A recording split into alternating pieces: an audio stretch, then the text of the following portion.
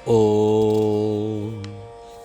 तव कथामृतं तप्तजीवनं कविभिरीरितं कल्मषापहं श्रवणमङ्गलं श्रीमदाततं भुवि गृह्णन्ति ये भूरिदा जनाः। শ্রী শ্রী রামকৃষ্ণ কথামৃত তৃতীয় ভাগ ষোড়শ খণ্ড প্রথম পরিচ্ছেদ শেষাংশ। একজন ভক্ত: মহাশয়, সংসারীদের উপায় কি? শ্রীরামকৃষ্ণ: সাধুসঙ্গ, ঈশ্বরীয় কথা শোনা। সংসারীরা মাতাল হয়ে আছে, কামিনী কাঞ্চনে মত্ত। মাতালকে চালুনির জল একটু একটু খাওয়াতে ক্রমে ক্রমে হুঁশ হয়। আর সদ্গুরুর কাছে উপদেশ লতে হয়। সদ্গুরুর লক্ষণ আছে, যে কাশী গিয়েছে আর দেখেছে তার কাছেই কাশীর কথা শুনতে হয়। শুধু পণ্ডিত হলে হয় না। যার সংসার অনিত্য বলে বোধ হয় নাই, সে পণ্ডিতের কাছে উপদেশ লওয়া উচিত নয়। পণ্ডিতের বিবেক বৈরাগ্য থাকলে তবে উপদেশ দিতে পারে। সমাধ্যায়ী বলেছিল, ঈশ্বর নীরস। যিনি রসস্বরূপ তাকে নীরস বলেছিল। যেমন একজন বলেছিল, আমার মামার বাটিতে এক গোয়াল ঘোড়া আছে। সকলের হাস্য। সংসারীরা মাতাল হয়ে আছে, সর্বদাই মনে করে আমি এইসব করছি, আর গৃহ পরিবার এসব আমার। দাঁত ছোটকুটে বলে, এদের মাক ছেলেদের কি হবে? আমি না থাকলে এদের কি করে চলবে? আমার স্ত্রী পরিবার কে দেখবে? রাখাল বললে, আমার স্ত্রীর কি হবে? হরমোহন: রাখাল এই কথা বললে? শ্রীরামকৃষ্ণ: তা বলবে না তো কি করবে? যার আছে জ্ঞান তার আছে অজ্ঞান। লক্ষ্মণ রামকে বললেন, রাম, এ কি আশ্চর্য! সাক্ষাৎ বশিষ্ঠদেব তার পুত্র শোক হলো। রাম বললেন, ভাই, যার আছে জ্ঞান তার আছে অজ্ঞান। ভাই, জ্ঞান অজ্ঞানের পারে যাও। যেমন কারু পায়ে একটি কাঁটা ফুটেছে, সে ওই কাঁটাটি তোলবার জন্য আর একটি কাঁটা জোগাড় করে আনে। তারপর কাঁটা দিয়ে কাঁটাটি তুলবার পর দুটি কাঁটাই ফেলে দেয়। অজ্ঞান কাঁটা তুলবার জন্য জ্ঞান কাঁটা আহরণ করতে হয়।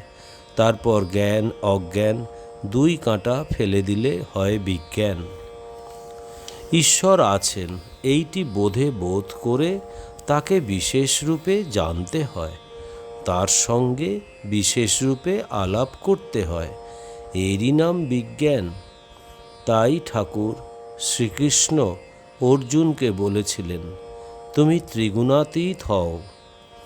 এই বিজ্ঞান লাভ করবার জন্য বিদ্যামায়া আশ্রয় করতে হয়। ঈশ্বর সত্য, জগৎ অনিত্য, এই বিচার, অর্থাৎ বিবেক বৈরাগ্য। আবার তার নাম গুণকীর্তন, ধ্যান, সাধুসঙ্গ, প্রার্থনা, এসব বিদ্যামায়ার ভিতর।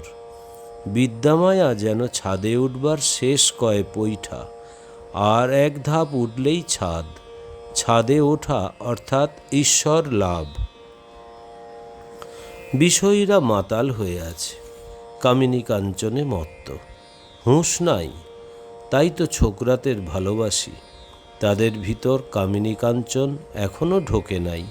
আধার ভালো, ঈশ্বরের কাজে আসতে পারে। সংসারীদের ভিতর কাঁটা বাঁচতে বাঁচতে সব যায়, মাছ পাওয়া যায় না। যেমন শিলেখেকো আম গঙ্গা জল দিয়ে এলোতে হয়, ঠাকুর সেবায় প্রায় দেওয়া হয় না। ব্রহ্মজ্ঞান করে তবে কাটতে হয়, অর্থাৎ তিনি সব হয়েছেন এইরূপ মনকে বুঝিয়ে। শ্রীযুক্ত অশ্বিনীকুমার দত্ত ও শ্রীযুক্ত বিহারী ভাদুরীর পুত্রের সঙ্গে একটি থিওজফিস্ট আসিয়াছেন। মুখুজ্জেরা আসিয়া ঠাকুরকে প্রণাম করিলেন। উঠানে সংকীর্তনের আয়োজন হইয়াছে। যাই খোল বাজিল, ঠাকুর ঘর ত্যাগ করিয়া উঠানে গিয়া বসিলেন। সঙ্গে সঙ্গে ভক্তেরা গিয়ে উঠানে বসিলেন।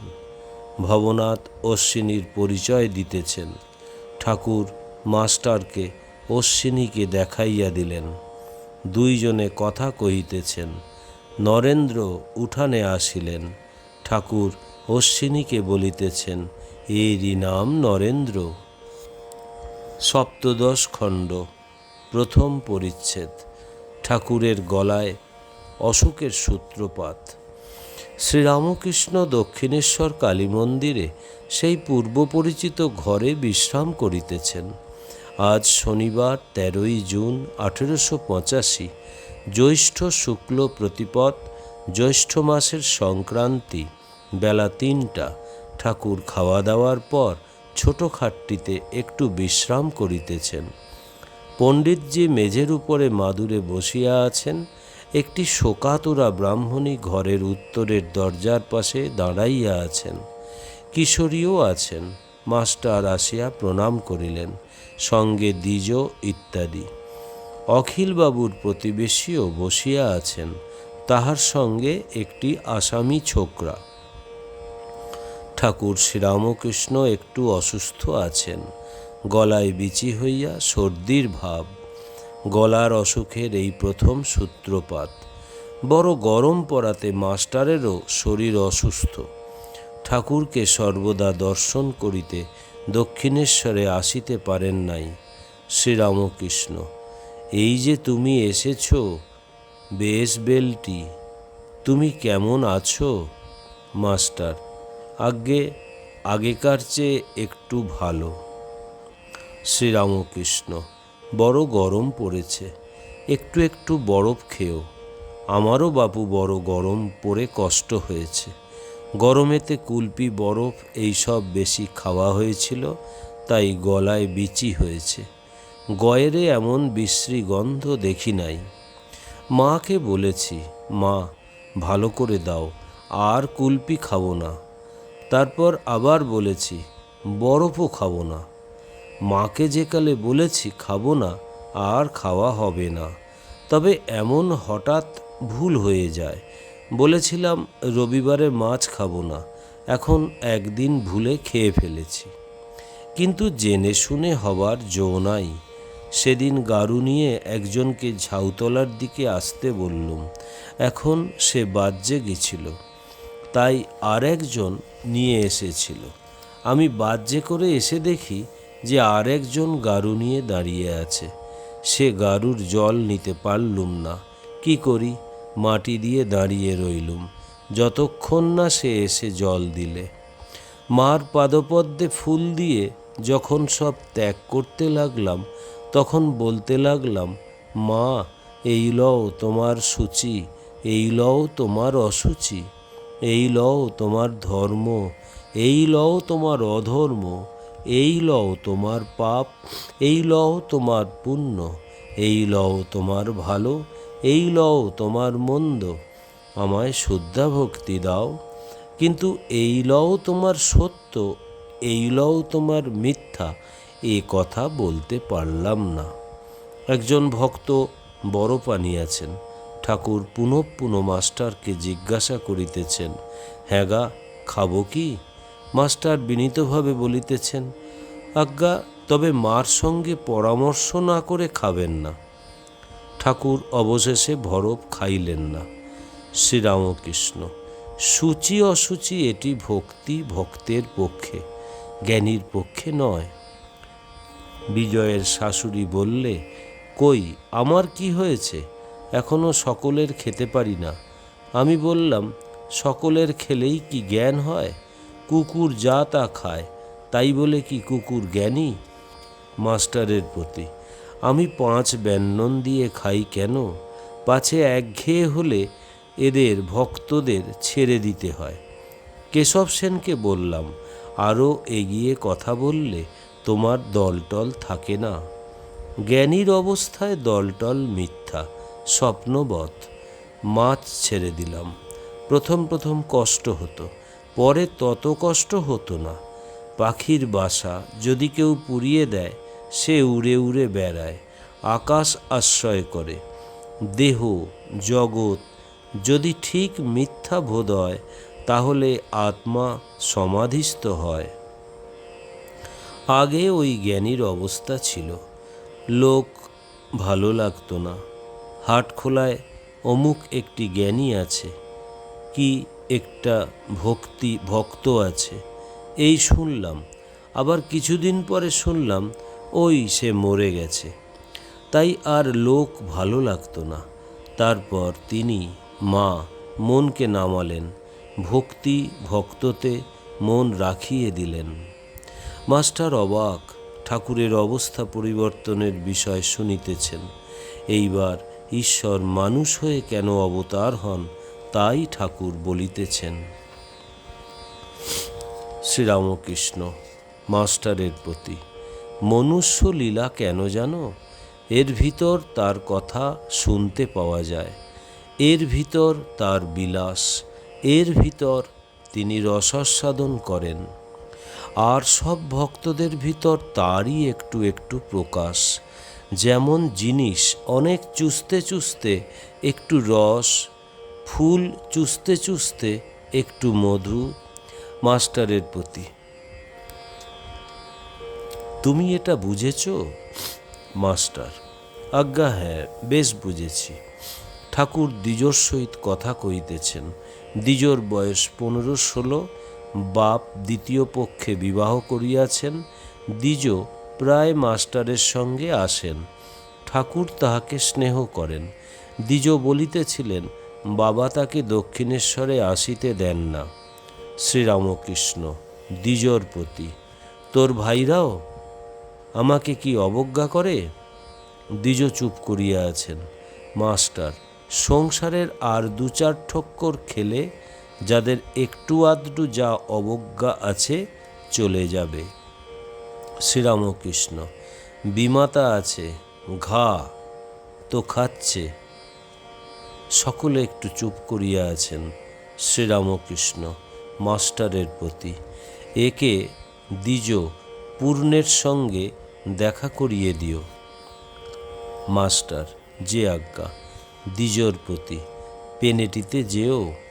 শ্রীরামকৃষ্ণ, হ্যাঁ, তাই সব্বাইকে বলছি, একে পাঠিয়ে দিও, ওকে পাঠিয়ে দিও।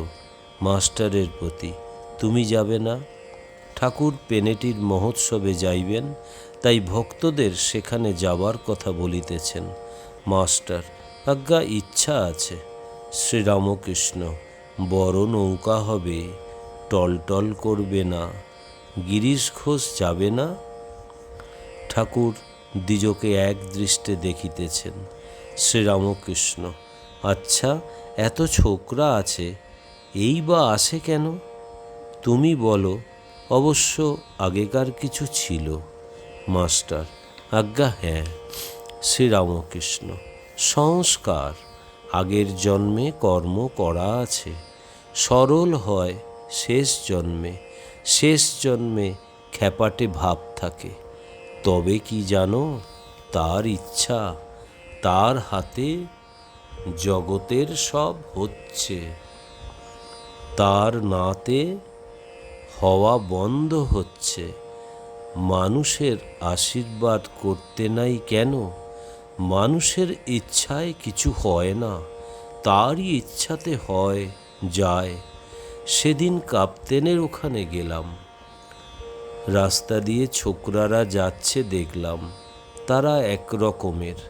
একটা ছোকরাকে দেখলাম 19-20 বছর বয়স, বাঁকা শীতে কাটা, শীষ দিতে দিতে যাচ্ছে।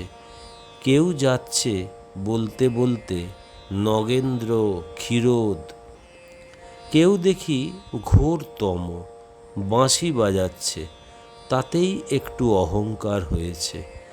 দ্বিজোর প্রতি, যার জ্ঞান হয়েছে তার নিন্দার ভয় কি? তার কুটস্থ বুদ্ধি কামারের ন্যায় তার উপর কত হাতুড়ির ঘা পড়েছে, কিছুতেই কিছু হয় না। আমি অমুকের বাপকে দেখলাম, রাস্তা দিয়ে যাচ্ছে।